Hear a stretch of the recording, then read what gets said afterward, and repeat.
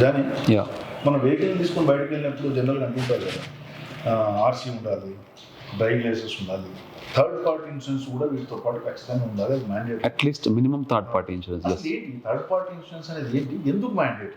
Okay, so జనరల్గా ఏంటంటే మనము vehicle, any vehicle, 2 wheeler 4 wheeler any vehicle మనం బయటకు తీయాలంటే గైడ్లైన్స్ ప్రకారం మనకి వ్యాలిడ్ డ్రైవింగ్ లైసెన్స్ ఉండాలి, వ్యాలిడ్ ఆర్సీ కాపీ ఉండాలి, and at least minimum third party insurance ఉండాలి.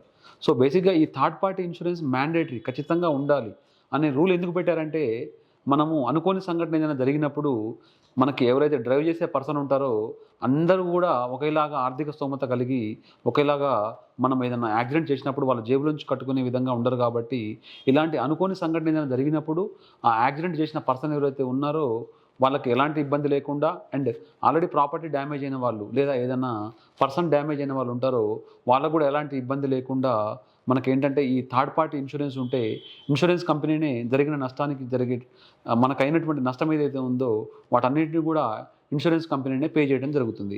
అండ్ చాలామందికి తెలియని ఒక చిన్న విషయం ఏంటంటే, మనకి థర్డ్ పార్టీ ఇన్సూరెన్స్లో వెహికల్ ఓనర్ ఎవరైతే ఉంటారో వాళ్ళకి ఏదైనా యాక్సిడెంటల్ డెత్ అయినప్పుడు వాళ్ళ నామినీకి 15 లక్షల రూపాయలు బెనిఫిట్ అనేది కూడా ఉంటుంది.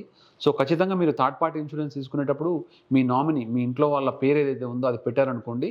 సో అనుకోని సంఘటన ఏదైనా జరిగినప్పుడు మనకి వాళ్ళకి 15 lakh రూపీస్ అనేది వెళ్తాయి. సో ఖచ్చితంగా ఈ థర్డ్ పార్టీ ఇన్సూరెన్స్లో నామినీని కూడా మెన్షన్ చేయండి.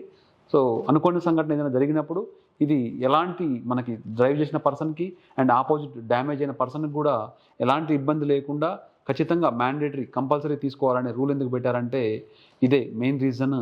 సో ఎవరికి కూడా నష్టం జరగకుండా ఇన్సూరెన్స్ కంపెనీనే పే చేయడం కోసం మినిమం థర్డ్ పార్టీ ఇన్సూరెన్స్ తీసుకోవాలి అనేటువంటి రూల్స్ అనేది ఇవ్వడం జరిగింది. Thank you. ఇలాంటి మరిన్ని ఇన్సూరెన్స్ రిలేటెడ్ వీడియోస్ కోసం మన ఛానల్ని చూస్తూనే ఉండండి. Please do subscribe. Thank you.